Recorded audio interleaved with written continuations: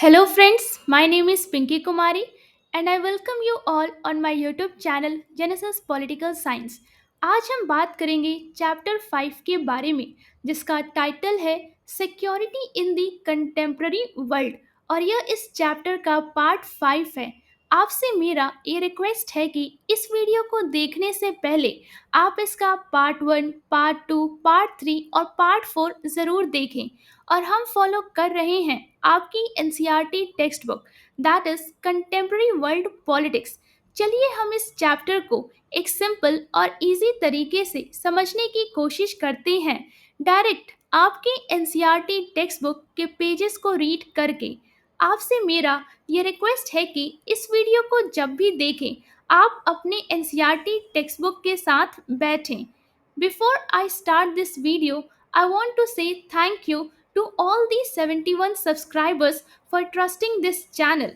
सबसे पहले हम बात करेंगे पेज नंबर 70 के बारे में और जो सबसे पहली हेडिंग है वो है नॉन ट्रेडिशनल नोशंस मतलब कि गैर पारंपरिक धारणाएं। Non-traditional notions of security go beyond military threats to include a wide range of threats and dangers affecting the conditions of human existence। इसका मतलब हुआ कि गैर पारंपरिक सुरक्षा की धारणाएं सैन्य खतरों से आगे बढ़कर उन विभिन्न खतरों और खतरनाक परिस्थितियों को भी शामिल करती हैं जो मानव अस्तित्व की स्थितियों को प्रभावित करती है। They begin by questioning the traditional referent of security। इसका मतलब हुआ कि ये पारंपरिक सुरक्षा के संदर्भ मतलब रेफरेंट पर प्रश्न उठाकर शुरू होती है। In doing so, they also question the other three elements of security: what is being secured, from what kind of threats, and the approach to security। इसका मतलब हुआ कि ऐसा करते समय ये सुरक्षा के अन्य तीन तत्वों पर भी सवाल उठाती हैं। क्या सुरक्षित किया जा रहा है मतलब कि what is being secured, किस प्रकार के खतरों से मतलब from what kind of threats, और सुरक्षा के प्रति दृष्टिकोण मतलब and the approach to security. When we say referent we mean security for who. इसका मतलब हुआ कि जब हम संदर्भ मतलब रेफरेंट कहते हैं तो हमारा मतलब होता है किसके लिए सुरक्षा मतलब security for who. In the traditional security conception, the referent is the state with its territory and governing institutions। इसका मतलब हुआ कि पारंपरिक सुरक्षा की अवधारणा में संदर्भ मतलब रेफरेंट राज्य होता है, उसके क्षेत्र, सीमा और शासकीय संस्थाओं सहित। In the non-traditional conception, the referent is expanded। इसका मतलब हुआ कि गैर पारंपरिक अवधारणाओं में संदर्भ मतलब रेफरेंट को विस्तृत मतलब एक्सपैंड कर दिया जाता है। When we ask security for who, proponents of non-traditional security reply not just the state but also individuals or communities or indeed all of humankind। इसका मतलब हुआ कि जब हम पूछते हैं किसके लिए सुरक्षा मतलब सिक्योरिटी फॉर हु, तो गैर पारंपरिक सुरक्षा के समर्थक उत्तर देते हैं सिर्फ राज्य के लिए नहीं मतलब कि नॉट जस्ट द स्टेट बल्कि व्यक्तियों, समुदायों और वास्तव में पूरे मानव जाति के लिए मतलब कि बट ऑल्सो इंडिविजुअल और कम्युनिटीज और Indeed all of human kind. Non-traditional views of security have been called human security और global security। इसका मतलब हुआ सुरक्षा के गैर पारंपरिक दृष्टिकोण को मानव सुरक्षा मतलब ह्यूमन सिक्योरिटी या वैश्विक सुरक्षा मतलब ग्लोबल सिक्योरिटी कहा गया है। Human security is about the protection of people more than the protection of states। इसका मतलब हुआ कि मानव सुरक्षा मतलब ह्यूमन सिक्योरिटी का मतलब है लोगों की रक्षा करना, ना कि केवल राज्यों की रक्षा करना। Human security and state security should be and often are the same thing. इसका मतलब हुआ मानव सुरक्षा और राज्य सुरक्षा एक जैसी होनी चाहिए और अक्सर होती भी है। But secure state do not automatically mean secure peoples. मतलब कि लेकिन सुरक्षित राज्य का होना अपने आप में सुरक्षित लोगों का होना नहीं होता। Protecting citizens from foreign attack may be a necessary condition for the security of individuals. मतलब कि नागरिकों को विदेशी हमले से बचाना व्यक्तियों की सुरक्षा के लिए आवश्यक शर्त हो सकती है, but it is certainly not. अब हम बात करेंगे पेज नंबर 71 के बारे में। नॉट अ सफिशिएंट वन, इसका मतलब हुआ कि लेकिन यह बिल्कुल भी पर्याप्त नहीं है। Indeed during the last 100 years more people have been killed by their own governments than by foreign armies. इसका मतलब हुआ वास्तव में पिछले 100 वर्षों मतलब 100 years में विदेशी सेनाओं की तुलना में अधिक लोगों को उनकी अपनी सरकारों ने मारा है।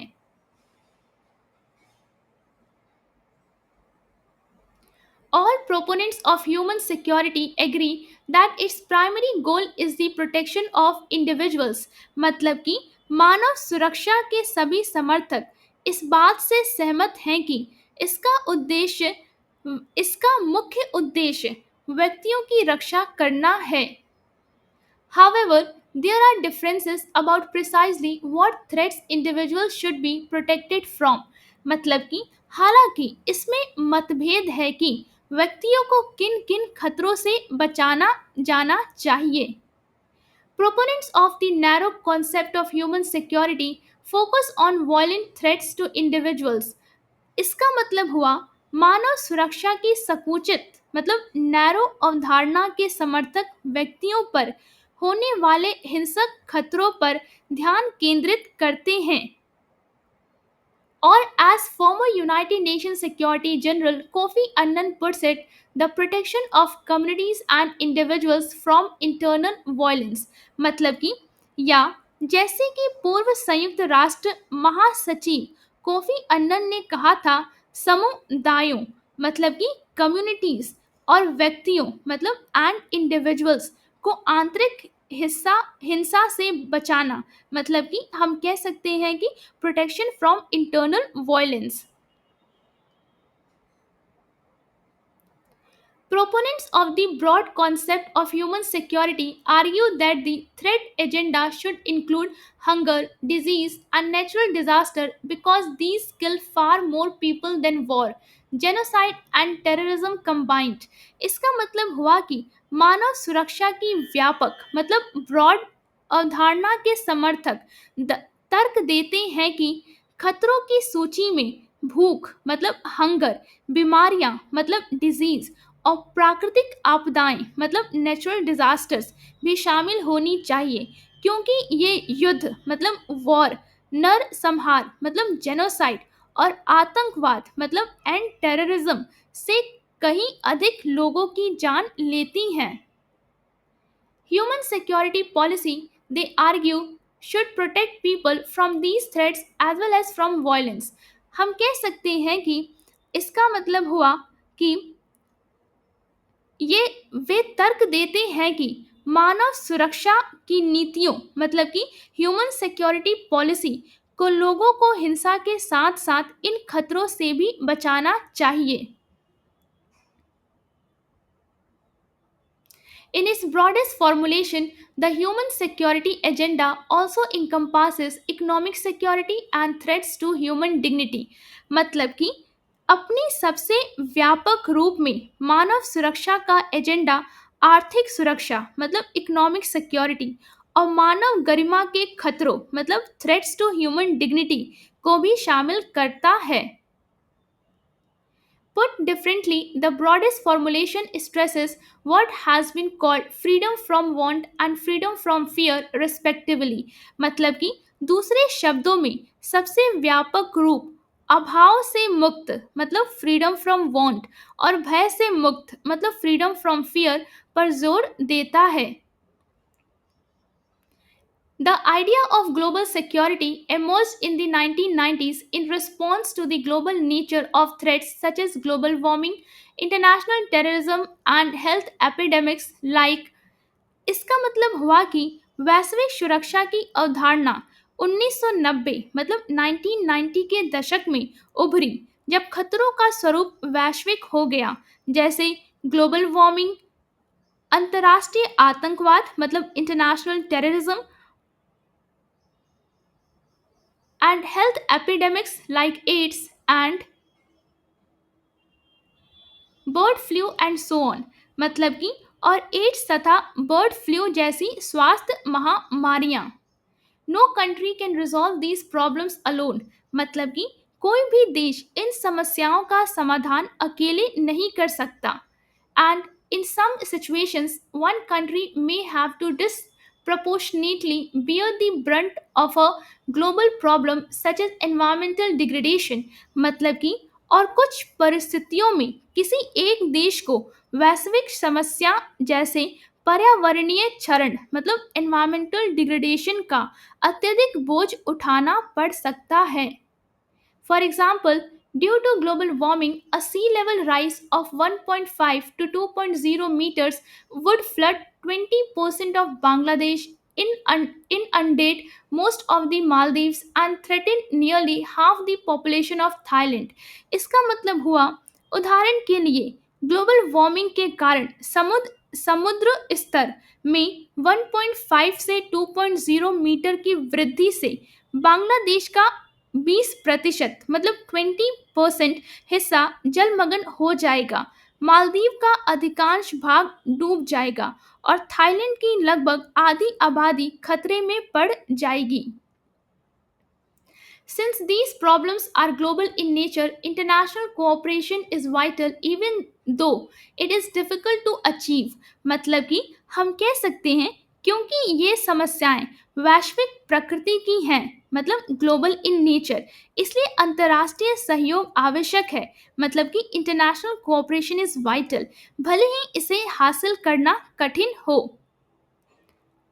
अब हम बात करेंगे पेज नंबर 70 पे दिए गए इमेज के बारे में। चलिए इस इमेज के नीचे क्या इंफॉर्मेशन लिखा है उसे समझते हैं।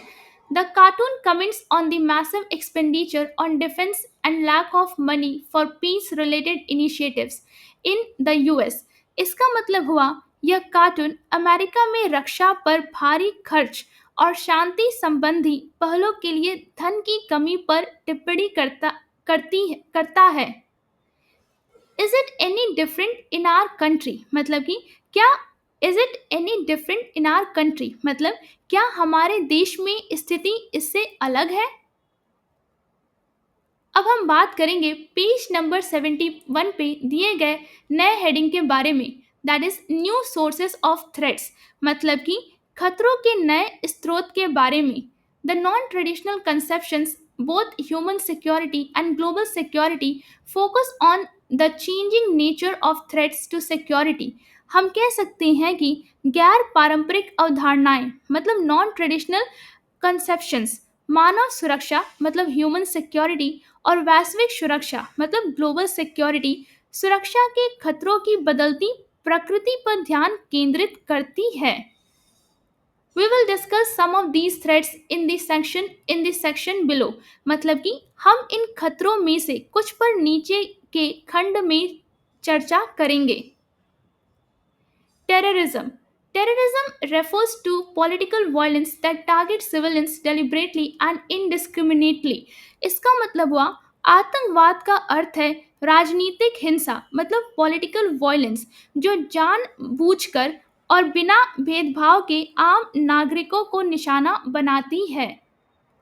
International terrorism involves the citizens or territory of more than one country मतलब कि अंतर्राष्ट्रीय आतंकवाद में एक से अधिक देशों के नागरिक या क्षेत्र शामिल होते हैं। Terrorist groups seek to change a political context or condition that they do not like by force or threat of force मतलब कि हम यह कह सकते हैं आतंकी समूह उस राजनीतिक परिस्थिति या स्थिति को बदलना चाहते हैं जो उन्हें पसंद नहीं होती और इसके लिए बल या बल की धमकी का सहारा लेते हैं। Civilian targets are usually chosen to terrorize the public and to use the unhappiness of the public as a weapon against national governments or other parties in conflict। इसका मतलब हुआ नागरिकों को निशाना आम तौर पर इसलिए चुना जाता है ताकि जनता में भय फैलाया जा सके और जनता की असंतुष्टि को राष्ट्रीय सरकारों या संघर्षों में शामिल अन्य पक्षों के खिलाफ एक हथियार के रूप में इस्तेमाल किया जा सके। The classic cases of terrorism involves hijacking planes or planting bombs in trains, cafes, markets। मतलब कि आतंकवाद के क्लासिक उदाहरणों में विमानों का अपहरण करना या ट्रेन, कैफे, बाजारों। अब हम बात करेंगे पेज नंबर 72 के बारे में। एंड अदर क्राउडेड प्लेसेस मतलब कि और अन्य भीड़ भाड़ वाली जगहों पर बम लगाना शामिल है। Since 11 September 2001, when terrorists attacked the World Trade Center in America, other governments and public have paid more attention to terrorism। इसका मतलब हुआ 11 सितंबर 2001 मतलब 11 सितंबर 2001 को जब आतंकवादियों ने अमेरिका के वर्ल्ड ट्रेड सेंटर पर हमला किया, तब से अन्य सरकारों और जनता ने आतंकवाद पर अधिक ध्यान दिया है। हालांकि आतंकवाद अपने आप में नया नहीं है।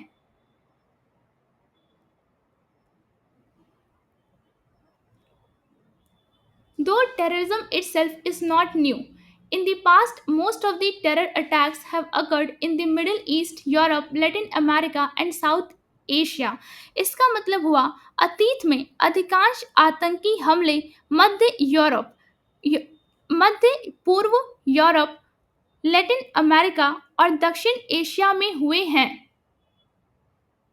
Human rights Human rights have come to be classified into three types। मतलब कि मानव अधिकारों को तीन प्रकारों में वर्गीकृत किया गया है। The first type is political right such as freedom of speech and assembly। मतलब कि पहला प्रकार है राजनीतिक अधिकार मतलब political rights जैसे अभिव्यक्ति की स्वतंत्रता और सभा करने का अधिकार। The second type is economic and social rights मतलब दूसरा प्रकार है आर्थिक और सामाजिक अधिकार। The third type is the right of colonised people और एथनिक एंड इंडिजिनस माइनॉरिटीज। इसका मतलब हुआ तीसरा प्रकार है उपनिवेशित लोगों मतलब कोलोनाइज्ड पीपल या जातीय मतलब और एथनिक तथा आदिवासी अल्पसंख्यकों के अधिकार मतलब कि indigenous minorities. While there is broad agreement on this classification, there is no agreement on which set of rights should be considered as universal। मतलब कि हालांकि इस वर्गीकरण पर व्यापक सहमति है, लेकिन इस बात पर कोई सहमति नहीं है कि किन अधिकारों को सार्वभौमिक मतलब कि यूनिवर्सल। अब हम बात करेंगे पेज नंबर 73 के बारे में। Human rights nor what the international community should do when rights are being violated। मतलब कि सार्वभौमिक मानव अधिकार मतलब ह्यूमन राइट्स माना जाए और जब अधिकारों का उल्लंघन हो रहा हो तो अंतर्राष्ट्रीय समुदाय मतलब इंटरनेशनल कम्युनिटी को क्या करना चाहिए।